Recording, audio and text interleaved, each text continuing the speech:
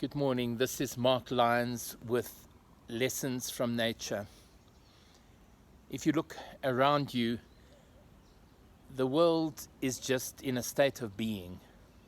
It just is. And so often we can get caught up with being human doings rather than human beings. So today I want to ask you the question, to what extent are you doing stuff for you?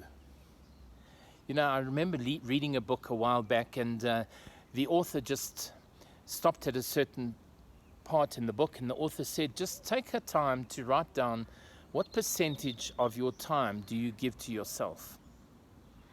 And I thought to myself, well, you know, maybe, I don't know, 10%, because I've been giving the rest to my family and everyone else, maybe 10%.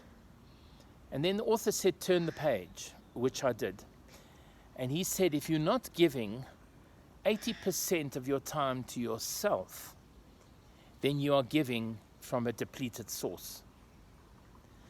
So my friend, in the same way that I'm just taking time to chill and to swim in this pool, be kind to yourself, take time for you, buy yourself that little gift, spoil yourself, but above all, love yourself, because then you'll be giving from a source of abundance and not from a source of scarcity.